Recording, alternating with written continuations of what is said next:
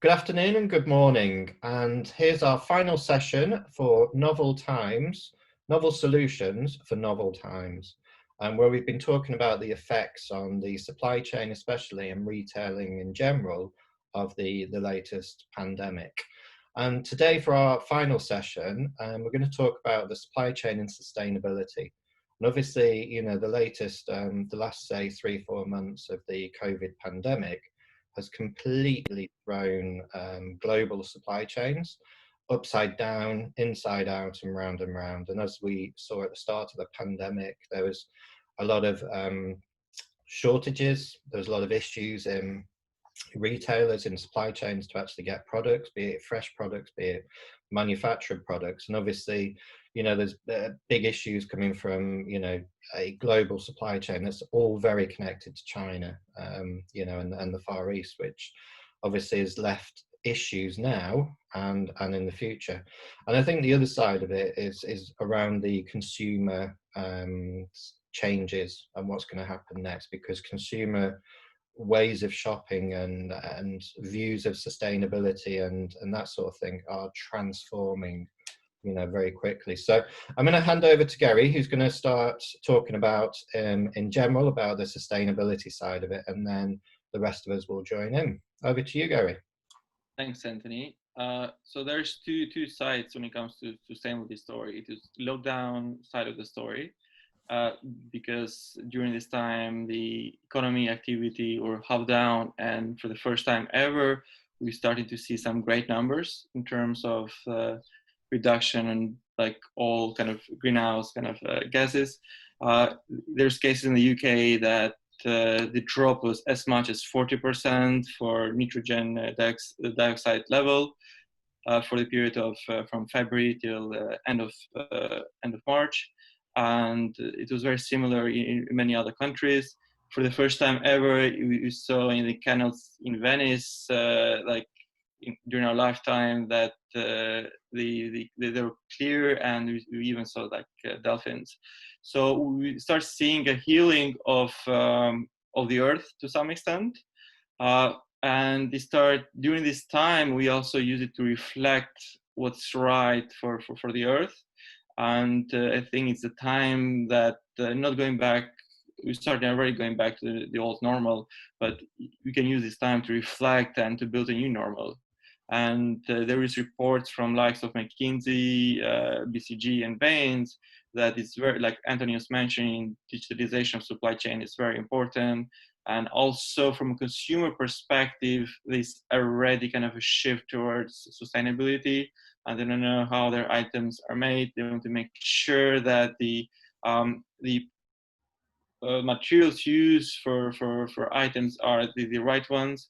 And we already have seen kind of a shift in already, like from different companies. Gucci announced yesterday the first line that uses all recyclable kind of materials, and we expect this shift towards more sustainability to accelerate in the next couple of months, and is driven predominantly by the consumer behavior, but also when it comes to ethics. If you think about it, climate change is another invisible enemy that is destroying us at much slower kind of like rate than like COVID-19 is doing, but is there. And we need to take action today and as soon as possible. So just unraveling those, and just to say there were no dolphins in Venice. That was fake news on social media. But the point is, I thought there was jellyfish as well. There was quite a few big whales as well. I saw plenty of whales. Or was that the ICOs? Not sure.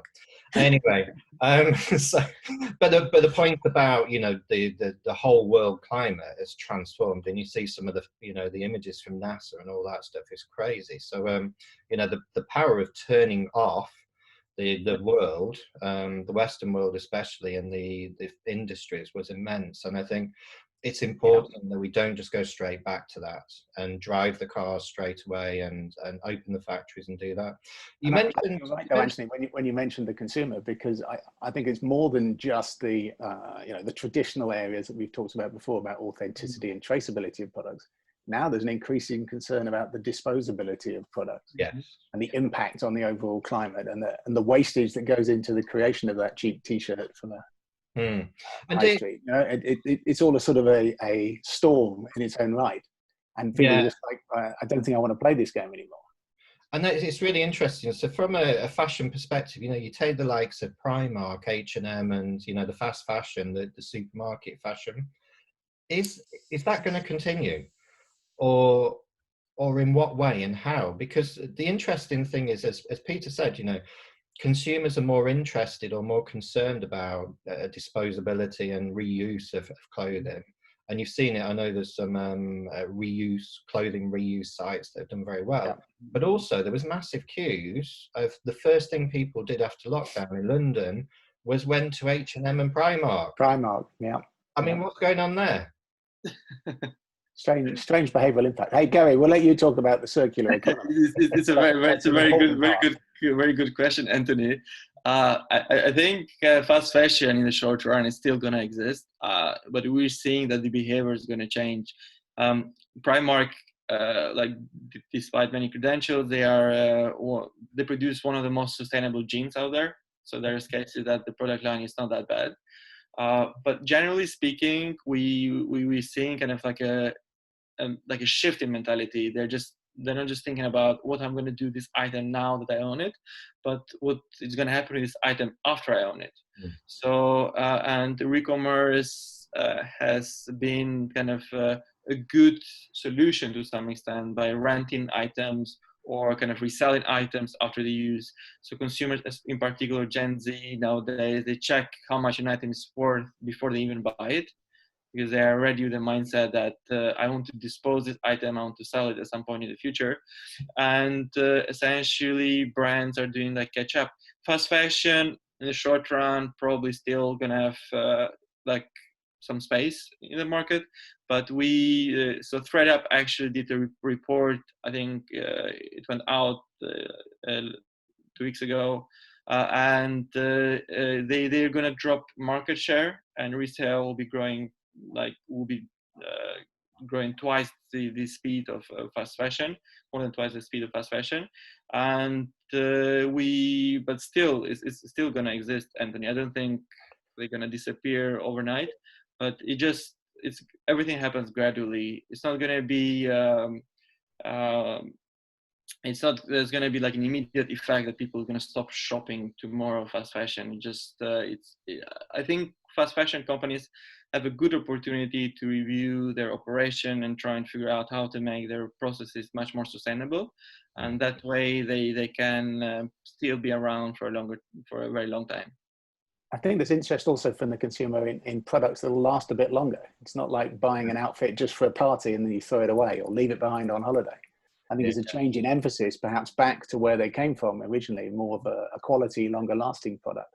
Yeah, and it impacts right back through the product life cycle in terms of the design process right at the beginning of that. Yeah, it's like your shirt, Peter. It's at least 25 years old, isn't it? Some things are beyond hope. Thank you. I'm just jealous of yours, Antony. Nikhil, about looking at the the sustainability from a more research-based perspective. Talk to us about the sustainability and the 4 pillars of sustainability. Yeah, well, I mean, I was having a think about this, and I think there's kind of 4 areas which can improve sustainability throughout the supply chain, and how they're linked to technology. And the kind of 4 areas I would say is, one is on improvements in transparency, of course. So we've talked about authenticity and provenance, and being able to see what's going on throughout the supply chain and understand really where, what practices need to be made more sustainable, and understanding, looking at the factory wherever it is actually, are the production methods sustainable or not? The second pillar would be, as Peter mentioned, reduction of waste, right? As there's a lot of production of stuff which is not required. Can that be reused? Mm. The third would be overproduction itself, right? And just because, sometimes the planning on supply chains and in factories and manufacturing is sometimes poor. So there's all this extra stuff that's generated. And the last one is around transport, right? Trying to make transport more efficient. And for instance, here you've got, are you making sure that every container that's being sent out is packed to the brim, right? And how can we do things to improve efficiency around using technology to make these kind of 4 different things more efficient and improve sustainability throughout. And I think certainly, if you're looking at transparency, well, obviously it's blockchain and IoT that can facilitate there. If you're talking about reduction of waste and overproduction, this is certainly somewhere where AI can come in to improve planning.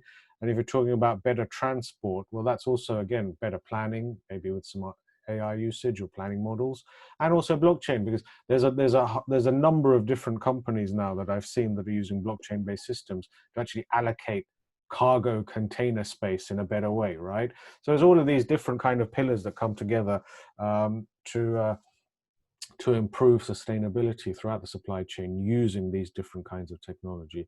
It's interesting as well, actually. My wife is doing some research on basically on how Chinese manufacturing is moving out of China. And one thing they're seeing with the fashion brands is that, with the fashion manufacturers who are based in China, is because of the rising environmental regulation compliance costs that you've got within China, they're shifting to African countries where these regulations don't exist, right? So you've got this interesting thing about, even companies themselves are looking at a cost arbitrage and not thinking about, okay, well, the first priority is better sustainable production techniques. Actually, it's like, let's move somewhere where we don't have to worry about this kind of sustainability issue, right? In countries where cheap manufacturing is still possible, and they're looking to attract these kind of companies. Yeah, it's interesting because I heard as well in Italy, some of the high fashion brands use Chinese labor within Italy to do that. So it's quite interesting how, they're moving the resources around the world, etc. Yeah. But I think, it's not good practice for the companies to continue to try and go to low cost areas and low regulated areas, because as Peter said, and Gary at the start, is customers want transparency. So if they know that it's being made in Africa because it gets around XYZ regulations and rules, they're still not going to buy it. And I think for me, it comes down to the change for the future is going to be driven by the customer, not by the businesses, and especially the Gen Zs and some of the younger customers who are now starting to have money. They're now starting to get to that age where they're economically active. They're buying, they're making decisions. They're also in businesses making decisions as people and managers, etc. I think the consumer side of it is what will and can drive this. I mean, Peter, have you seen anything yet? Any information, anything interesting yet on that side? I think there's a variety of different things going on, but what I just double back to first, though, is, well, we focused a bit there on the clothing textiles side of the industry. If you just take the other end of the spectrum, you look at the consumer goods and the packaged foods, for example, there's an immense rejuvenated interest in sustainability of packaging, but also on the agriculture level, and the clearance of deforestation type to make room for more palm oil to drive products that shouldn't have had the palm oil in it in the first place. There's all these sort of looped processes that should be unnecessary if we change some of these styles and approaches. And I think that's what the consumer is really going to drive. Yeah. Geri, anything on the consumer side of it and their habits and changes? Anything we're seeing yet? Yeah, so like I mentioned earlier, like Gen Z is very kind of sustainable driven as a generation, and we've seen cases that they also, it's not just sustainably driven, they're very like Nikhil was mentioning, it's like they look for more transparency. They're asking for more transparency. They want to know how the products have been made, and essentially brands that are going to win the market in the future will be the one that showcase much more transparency, but also make sure that the items itself during the lifetime, the way the items are produced, they have the least impact as possible on the environment. But also, it's not just the production phase, it's like after use, after the first use of the item, what does happen to the item?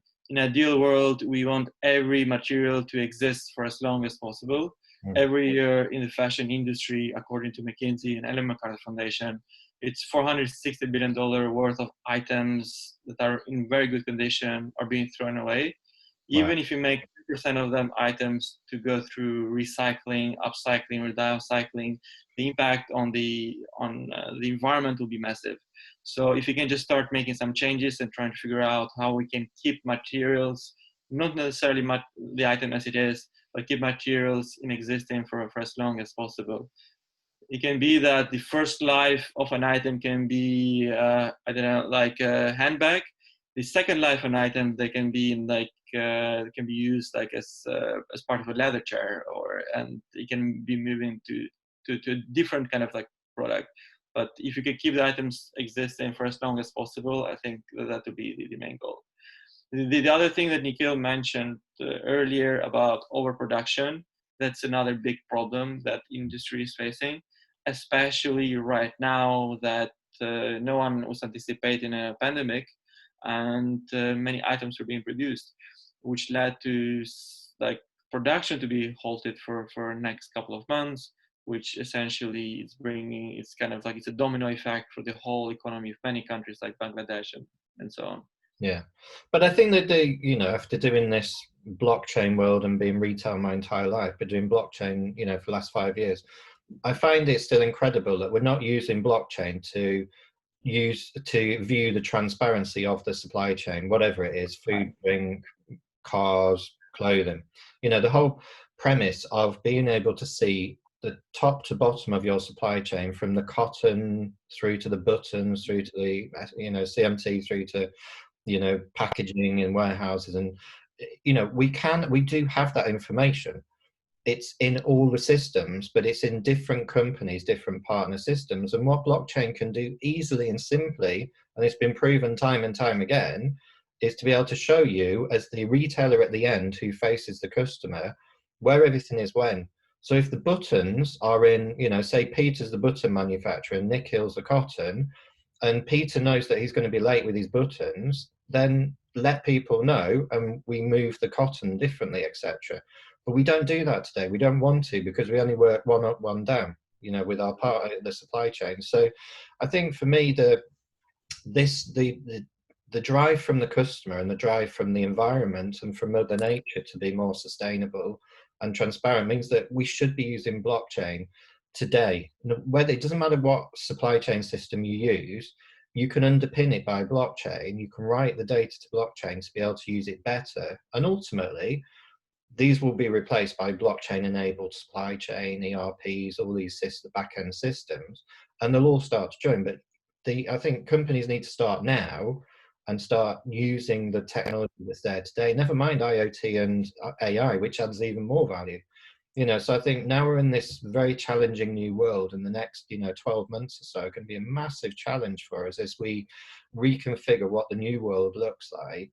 I think for me, people watching this and companies in supply chain need to adopt blockchain now and start working on it now, because in 5 years' time it'll be normal. It'll be part of what they're doing. It'll be a lot more transparent, a lot more efficient. Forecasting would be easier, and obviously the sustainability and climate impacts would be massive. So I think people need to start looking at this tech from that. I agree with that, but I think also it's going to show the importance of getting the standards right. So the system's going to be interoperable, whether that's different flavors of blockchain or whether that's just between different enterprises. Right? Yeah, I don't see interoperability in blockchain. I think is a bit of a misnomer. So if you take a back-end system within a big company, let's pick Unilever. They have X hundred number of different entities and different ERP systems, different supply chain systems, different customer systems. Even if it's version 1, 2, 3, 4, they're all different. So we deal with interoperability issues everywhere. We always will do, because each company, each entity is going to do things differently. And then when you buy companies and merge them, they've got different systems.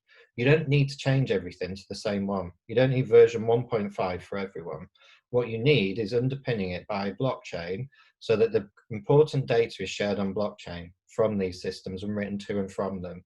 So the interoperability for me is around that side of it. I think the standard side of it is about how you manage and maintain the consensus and the blockchain bigger picture around it, governance. But the actual tech is fairly simple and it's standard driven already by what's already in the supply chain system or the ERP system. So you're not rewriting those systems, you're using those systems in a more efficient way. I'm trying to say the same thing, maybe not well, but the data that gets written to that blockchain, right, has got to be consistent so that it can be used by other people and others' systems. Exactly. And I think, at the end of the day, like any systems, blockchain, tech is a few years into it now. Enterprise is starting to take off. Yeah. In 5 years' time, we'll see standards, we'll see normal operating, we'll see 1, 2, 3, 4, 5 different global blockchain solutions which are used by people, just like we do with systems today. Cloud systems, there's 5, 6 different companies that do those globally. Be exactly the same with blockchain, and they will have some level of interoperability. And I don't think people should worry about the interoperability bit. They should worry about getting started on this journey and starting to test these so that they can start to get the benefits now and then even more in the future. Cool. A wise approach. Very wise. Any comments, Geri, Nikhil? Just to think about everything.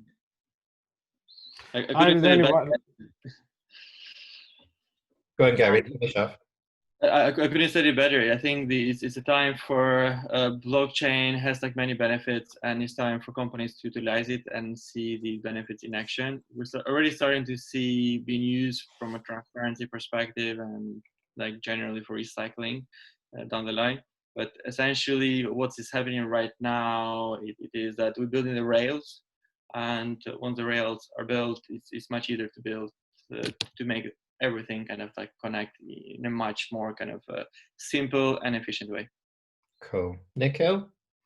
No, just my final comment really, that all this thinking right now around sustainability and resetting thought processes and so forth, given the situation, actually does come to fruition, right? And it's not something that is pushed aside and everything is business as normal. But yeah, that that's the only one worry I have. Mm. Peter? Yeah, my final comment would be, ultimately, I think it's the consumer that's going to drive a lot of this change. And some companies can try and resist for a while, but they're not going to win unless the consumer travels with them. Yeah, no, totally agree. The consumer has always driven things. It's just, I think it went a little bit haywire pre this, and I think it's a good opportunity to get back to what the customers want and what they value in terms of sustainability and, a decent, transparent supply chain. Brilliant. Okay, guys, well, thank you for your time, and thank you for all the viewers to watch this, and we'll be in touch whenever we're in touch. Thank you. Take care, everyone. Thanks.